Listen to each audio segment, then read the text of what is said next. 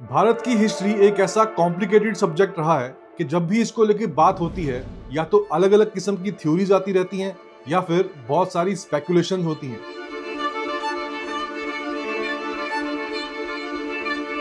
कुछ स्टडीज ये बोलती हैं कि इंडिया 5000 साल पुराना है, कुछ स्टडीज ये बताती हैं कि इंडिया की शुरुआत कुछ 10,000 साल पहले हुई थी। लेकिन पिछले 10-15 सालों में ऐसी काफी सारी स्टडीज हुई हैं जिन्होंने बहुत हद तक इंडिया की मिस्ट्रीज को अनकवर किया है। और इनमें कुछ डिटेल्स इतनी हैरान कर देने वाली हैं जो इंडिया की एंसेस्ट्रल लीनिएज और जेनेटिक हिस्ट्री के बारे में बताती हैं।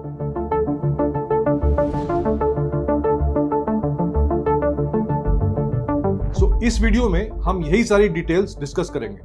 हम ये जानेंगे कि इंडिया की शुरुआत कब हुई थी, इंडिया के पहले पहले ह्यूमंस कौन थे और वो कहां से आए थे, इंडिया में ह्यूमंस की कौन कौन सी अलग अलग स्पीशीज थी और वो कैसे गायब हुई, क्या इंडस वैली से पहले भी कोई और सिविलाइजेशन थी जो यहाँ पे डेवलप हो रही थी।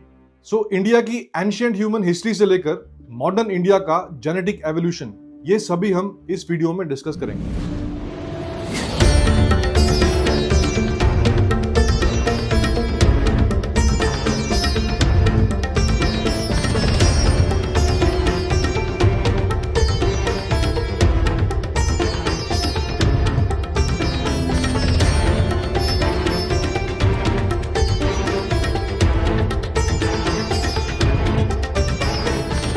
हम इस वीडियो में ह्यूमन प्रेजेंस को लेकर जो बात करेंगे, इसमें हम इंडियन सब कॉन्टिनेंट का एरिया लेंगे, यानी इंडिया, पाकिस्तान और बांग्लादेश। और इंडियन सब कॉन्टिनेंट को लेके जो भी डेटा या रिकॉर्ड्स मिलते हैं वो सिर्फ पिछले 100-150 सालों की फाइंडिंग से ही सामने आए हैं। ये सारे एविडेंसेस ये बताते हैं कि इंडियन सब कॉन्टिनेंट में ह्यूमंस के सबसे पहले ट्रेसेस देखे गए थे कुछ 20 लाख साल पहले। 1983 में कुछ ब्रिटिश आर्कियोलॉजिस्ट ने पाकिस्तान में रिवत या रवत नाम से एक आर्कियोलॉजिकल साइट डिस्कवर की, जहां से कुछ स्टोन टूल्स मिले और ये बोला गया कि ये स्टोन टूल्स कुछ 20 लाख साल पुराने थे और ह्यूमंस की एक एंशिएंट स्पीशीज होमो इरेक्टस से बिलोंग करते थे। यानी ये ह्यूमंस के सबसे पहले ट्रेसेस थे जो इंडियन सब कॉन्टिनेंट में देखे गए थे। होमो इरेक्टस अफ्रीका से इमर्ज हुए थे और ये होमिनिन्स की पहली स्पीशीज थी जिसने एशियन कॉन्टिनेंट को टच किया था। होमो इरेक्टस के कुछ ट्रेसेस चाइना और इंडोनेशिया में भी देखे गए थे कुछ 17 लाख साल पहले से 20 लाख साल पहले के बीच में। और ये रवत से थोड़ा सा दूर इस्लामाबाद के पास एक सोवन रिवर वैली है जहां पे अलग अलग टाइम फ्रेम्स में एक्सकेवेशंस होती रही हैं। सोवन रिवर वैली एक बहुत ही हिस्टोरिकल एरिया रहा है क्योंकि पिछले 100 सालों में इसके आसपास की कई सारी साइट्स में आर्कियोलॉजिकल रिसर्चेज और एक्सकेवेशंस हुए हैं और जो भी टूल्स मिलते रहे उन्हें 5 लाख साल से 20 लाख साल पहले की डेट्स दी गई। ये रवत और सोवन रिवर वैली ये ऑलमोस्ट वही एरियाज हैं जहां पे later on Indus valley civilisation develop हुई। बल्कि इसमें सिर्फ पाकिस्तान ही नहीं आता था। Soan river valley Shivalik foothills का रीजन था और इसमें कुछ हिस्सा हिमाचल प्रदेश का भी आता था। बहुत सारी स्टडीज तो ये भी बताती हैं कि सोवन रिवर वैली में एक छोटा सा कल्चर भी डेवलप हुआ जिसे बाद में सोवन कल्चर या फिर सोवन सिविलाइजेशन बोला गया। अब इसके ऊपर आज दिन तक डिबेट चलता है। कुछ स्टडीज बोलती हैं कि ये कल्चर कुछ 50,000 साल पुराना था और कुछ बोलती हैं ऑलमोस्ट 6,000 साल पुराना। लेकिन जो भी डेट हो, ये इंडस वैली सिविलाइजेशन से पहले का टाइम था। यानी आप ये बोल सकते हैं कि इंडियन सब कॉन्टिनेंट में इंडस वैली सिविलाइजेशन से पहले भी एक छोटा सा कल्चर डेवलप हो रहा था और ये भी कहीं ना कहीं इंडस वैली के आसपास का एरिया ही था। लेकिन इसके बाद एक ऐसा टाइम आया जब इंडिया में ह्यूमन हिस्ट्री की स्टडी को लेके एक बहुत ही बड़ा डेवलपमेंट हुआ। डेट है 5 दिसंबर 1982। जियोलॉजिकल सर्वे ऑफ इंडिया यानी जीएसआई के कुछ साइंटिस्ट ने मध्य प्रदेश में नर्मदा रिवर वैली के पास एक स्कल डिस्कवर किया, यानी खोपड़ी। यहां तक जितनी भी फाइंडिंग्स हुई थी उनमें सिर्फ ह्यूमंस के बनाए हुए टूल्स ही मिलते थे, जैसे आर्टिफैक्ट्स। ये पहली बार ऐसा टाइम था जब एक एक्चुअल ह्यूमन रिमेन मिला था, यानी एक फॉसिल दिखाई दिया था। इस स्कल को टाइम दिया गया कुछ 2.5 लाख साल से 5 लाख साल पहले के बीच में और ये बोला गया कि या तो ये बहुत ही लेट होमो इरेक्टस का स्कल था या फिर बहुत ही शुरुआती होमो सेपियन का। यानी इन सब फाइंडिंग से ये पता चलता है कि ह्यूमंस की अलग अलग स्पीशीज इंडियन सब कॉन्टिनेंट के कई सारे पार्ट्स में देखी गई थी 20 लाख साल पहले से 2 लाख साल पहले के बीच में। होमो इरेक्टस से लेकर होमो हाइडेलबर्गेंसिस, निएंडरथल्स और डेनिसोवंस। लेकिन सबसे बड़ी कहानी तो यहां से आगे शुरू हुई।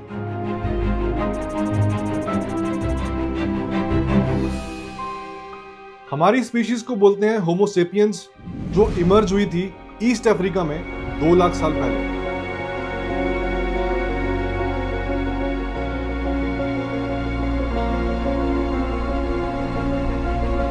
आर्कियोलॉजिकल रिकॉर्ड्स ये बताते हैं कि 1 लाख साल पहले से 1,20,000 साल पहले के बीच में होमो सेपियंस की कुछ पॉपुलेशन ने अफ्रीका से सब कॉन्टिनेंट में ट्रेवल किया था।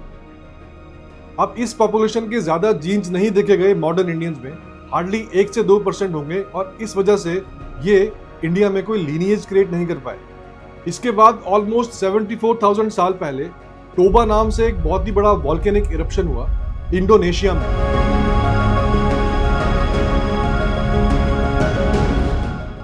और इसने पॉपुलेशन ग्रोथ को एक बहुत ही लार्ज स्केल पे इंपैक्ट किया। और जेनेटिक स्टडीज ये बताती हैं कि अफ्रीका से इंडिया में सबसे बड़ा माइग्रेशन हुआ था टोबा वॉल्केनिक इरप्शन के बाद ही, यानी ऑलमोस्ट 65,000 साल पहले।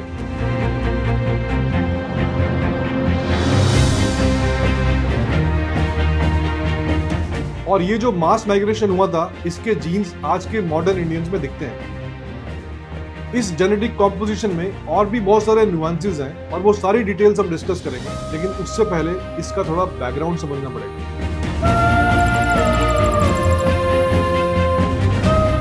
ह्यूमंस के अर्ली एंसेस्टर्स और होमो के नाम से जितनी भी स्पीशीज रही हैं, इनके लिए कलेक्टिवली एक वर्ड यूज होता है, होमिनिन्स। और होमिनिन्स दुनिया के कौन कौन से हिस्से में देखे गए थे और किस किस टाइम पीरियड पे देखे गए थे, इसको समझने के लिए 2 तरीके होते हैं।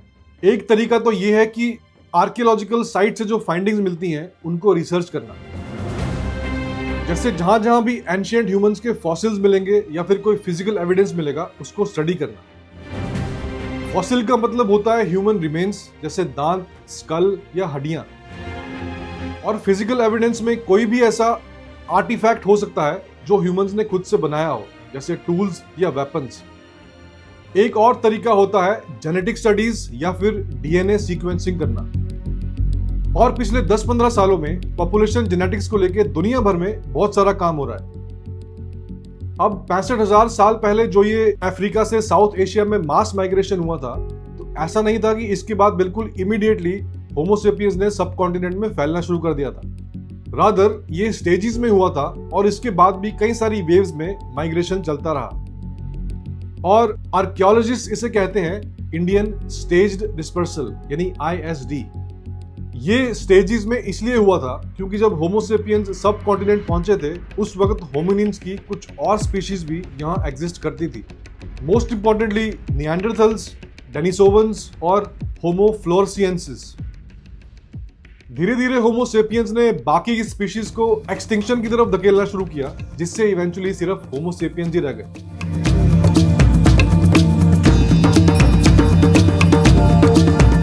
और 35,000 साल पहले एक ऐसा टाइम था जब होमो सेपियंस इंडियन सब कॉन्टिनेंट में अच्छे खासे एस्टेब्लिश हो चुके थे।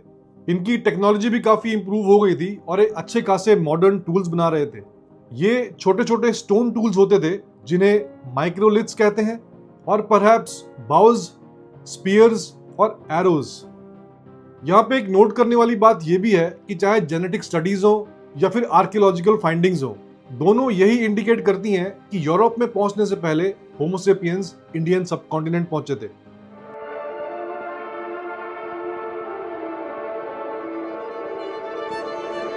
इसके बाद लास्ट आइस एज का जब ग्लेशियल पीरियड खत्म हुआ, तो दुनिया भर के कई सारे हिस्सों में होमो सेपियंस ने एग्रीकल्चर की तरफ ट्रांजिशन करना शुरू किया।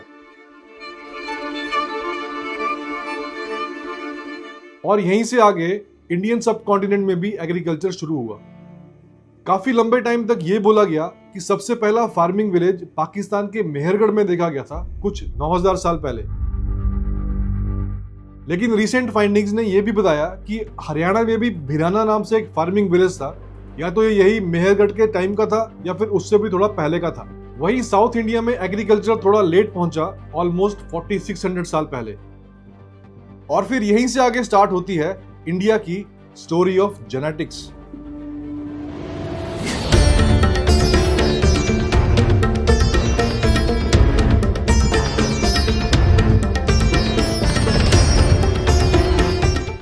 65,000 साल पहले जो मास माइग्रेशन हुआ था, इस पॉपुलेशन को कभी कभी बोला जाता है फर्स्ट इंडियंस।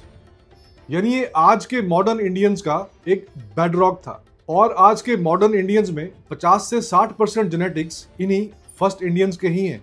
अब अगर मॉडर्न इंडियंस में 50 से 60% जीन्स फर्स्ट इंडियंस के हैं, तो बाकी के जीन्स कहां से आए?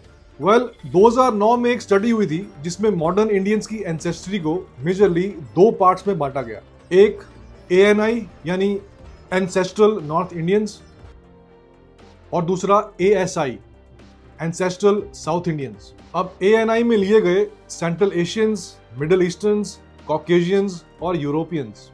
और ASI को लेके ये बोला गया कि इसमें ANI का कोई ट्रेस नहीं है, यानी इसमें ऐसा कोई ग्रुप नहीं है जो इंडियन सब कॉन्टिनेंट के बाहर का है। और ASI में इंडिजीनियस अंडमान आइलैंडर्स को भी लिया गया। बल्कि इन्होंने एक तीसरी कैटेगरी भी बनाई थी, Austro Asiatic related and east Asian. इस स्टडी ने यह भी बताया कि 4000 साल पहले से 1900 साल पहले के बीच में ASI और ANI में काफी सारी मिक्सिंग हुई। देखिए, मैं कोई जेनेटिसिस्ट नहीं हूं, लेकिन मुझे पर्सनली ये थ्योरी बहुत ज्यादा ऑथेंटिक नहीं लगी। एक तो इसमें बहुत ही छोटा सैंपल लिया गया था, सिर्फ 73 इंडिविजुअल्स, और दूसरा ये 2000 साल का पीरियड ये मिक्सिंग के लिए एक बहुत ही लंबा पीरियड है। मोस्ट इंपॉर्टेंटली, इतने छोटे सैंपल के ऊपर भी 3 अलग अलग हाइपोथेसिस दिए गए, या तो ये हो सकता है, या तो ये हो सकता है, या तो ये हो सकता है। फिर मार्च 2018 में इस सब्जेक्ट के ऊपर एक नई स्टडी आई जिसमें दुनिया भर से 92 स्कॉलर्स ने पार्टिसिपेट किया था। ये ऑलमोस्ट वही टीम थी जिसने 2009 की थ्योरी भी दी थी, और इसकी लेटेस्ट रिपोर्ट पब्लिश हुई फरवरी 2024 में। इसमें इन्होंने 2009 की थ्योरी को थोड़ा सा और रिफाइन किया और मॉडर्न इंडियंस को 3 डिफरेंट एंसेस्ट्रल ग्रुप्स में बांट दिया। सबसे पहले ओरिजिनल हंटर्स और गैदरर्स। ये वही फर्स्ट इंडियंस हैं जो 65,000 साल पहले मास माइग्रेशन में आए थे। बल्कि इस स्टडी ने ये बोला कि ये माइग्रेशन कोई स्टेजेस में नहीं हुआ था, ये एक सिंगल मास माइग्रेशन था जो ऑलमोस्ट 50,000 साल पहले हुआ था। इसके बाद एंशिएंट इरानियन फार्मर्स। ईरान से आए फार्मर्स फर्स्ट इंडियंस के साथ मिक्स हुए कुछ 6700 साल पहले से 5000 साल पहले के बीच में। इसका मतलब ये हुआ कि इंडस वैली के स्टार्ट होने से पहले ये मिक्सिंग हो चुकी थी। फिर आए यूरोपियन स्टेप पेस्टोरलिस्ट्स, और इन्हें सेंट्रल यूरोपियन हर्डर्स भी बोला गया। ये ग्रुप साउथवर्ड्स इंडियन सब कॉन्टिनेंट की तरफ मूव होना शुरू हुए कुछ 3900 साल पहले से 3500 साल पहले के बीच में। यानी ये तब आए थे जब इंडस वैली का फॉल ऑलमोस्ट हो चुका था। इस सेम जेनेटिक स्टडी ने यह भी बताया कि तीसरी कैटेगरी के सेंट्रल यूरोपियन हर्डर्स कुछ 5000 साल पहले यूरोप की तरफ रवाना हुए थे। अगर इस 2024 की पब्लिश रिपोर्ट को बेस माने तो हड़प्पन सिविलाइजेशन तक इंडिया की पॉपुलेशन में सिर्फ यही 2 एंसेस्ट्री थी, ओरिजिनल हंटर्स और गैदरर्स और इरानियन फार्मर्स। और टुगेदर इन दोनों ने मिलकर ही हड़प्पन सिविलाइजेशन बनाई थी। हड़प्पन सिविलाइजेशन के फॉल के बाद इन दोनों ग्रुप्स की पॉपुलेशन ने इंडिया के बाकी हिस्सों में ट्रेवल करना शुरू किया। फिर बाद में आए यूरोपियन स्टेप हर्डर्स, जिन्होंने इंडिया की बाकी पॉपुलेशन के साथ मिक्स करना शुरू किया जैसे जैसे वो पॉपुलेशन मूव हो रही थी। यानी अगर इसको सिंपल भाषा में समझना है तो आप 2009 की स्टडी को इग्नोर कर सकते हैं और 2018 या 2024 की स्टडी को बेस मान सकते हैं। इसके हिसाब से अगर इंडियन पॉपुलेशन को 2 पार्ट्स में बांटे भी, ANI और ASI, फिर भी आज के मॉडर्न इंडियंस यही 3 एंसेस्ट्रल बैकग्राउंड से बिलोंग करते हैं। इसका मतलब आज के मॉडर्न इंडियंस का जेनेटिक कॉम्पोजिशन सेम है। ANI में भी 3 कैटेगरीज हैं और ASI में भी यही 3 कैटेगरीज हैं। अब ANI में इन 3 कैटेगरीज का कितना परसेंटेज ब्रेकअप है और ASI में कितना परसेंटेज ब्रेकअप है, ये डिस्कस करना बिल्कुल भी रेलेवेंट नहीं है। बट अगर इसको लॉजिकली देखें तो क्योंकि नॉर्थ इंडिया और साउथ इंडिया में ज्योग्राफिकल गैप है, तो ये चांसेस है कि सेंट्रल एशियन हर्डर्स ज्यादा मिक्स ANI में हुए होंगे इन कंपैरिजन टू ASI। लेकिन जहां तक बाकी 2 कैटेगरीज की बात है तो यही समझ में आता है कि वो ANI और ASI में ऑलमोस्ट बराबर ही होंगे।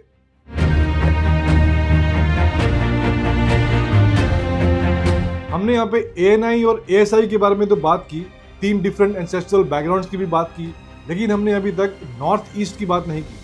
नॉर्थ ईस्ट इंडियंस के पॉपुलेशन डायनामिक्स में वेस्ट बंगाल का और असम का बहुत बड़ा रोल है। इस स्टडी ने यह बताया कि वेस्ट बंगाल 10% एंसेस्ट्री कैरी करता है नॉर्थ ईस्ट जीन्स में। दूसरा, असम से जो टी प्लांटेशन वर्कर्स का माइग्रेशन हुआ पिछले 2 सेंचुरीज में, उसका भी एक बहुत इंपॉर्टेंट रोल है। और मोस्ट इंपॉर्टेंटली ये जीन फ्लो हुआ था 50 जनरेशन पहले, यानी 520 एडी में, जब गुप्ता एम्पायर के कोलैप्स होने के बाद हुना लोगों ने इन्वेजन्स करना शुरू किए। हुना पीपल को हम हंस भी बोलते हैं।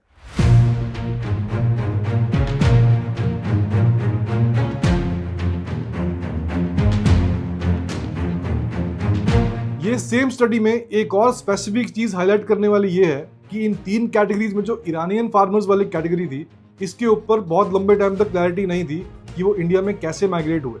फिर कुछ एंशिएंट ईरानियंस के ऊपर डीएनए स्टडी हुई, जिससे ये पता चला कि उनकी लीनिएज ताजिकिस्तान की है और इनकी जेनेटिक हेरिटेज को जोड़ा गया एक ग्रुप ऑफ फार्मर्स के साथ, जो कि सरेजम नाम के एक गांव से बिलोंग करते थे ताजिकिस्तान में। लेटेस्ट स्टडीज ने यह बताया कि यहाँ के फार्मर्स व्हीट और बार्ले की खेती करते थे और ये थ्रू आउट यूरेशिया ट्रेवल करते थे, इंक्लूडिंग कश्मीर। इसका यह मतलब हुआ कि सराजम और इंडिया के लोगों में आपस में कुछ लिंकेज था, यानी जिनको ईरानियन फार्मर्स की कैटेगरी में डाला गया, उनकी जेनेटिक लिनिएज भी सेंट्रल एशिया से ही बिलोंग करती है। और तीसरी स्पेसिफिक चीज जो इस स्टडी की हाईलाइट करने वाली है, वो ये है कि मॉडर्न इंडियंस में 1 से 2% डीएनए है निएंडरथल्स और डेनिसोवंस का। यानी इसका मतलब ये भी है कि एटलीस्ट जितनी स्टडीज अभी तक अवेलेबल हैं, उनसे तो ये पता चलता है कि होमिनिन्स के किसी भी और ग्रुप के डीएनएस मॉडर्न इंडियन पॉपुलेशन में नहीं है। हिस्ट्री में जब भी पॉपुलेशन और जेनेटिक एवोल्यूशन की बात होती है, तो ये माइग्रेशन और मिक्सिंग दोनों ही बहुत इंपॉर्टेंट रोल प्ले करते हैं।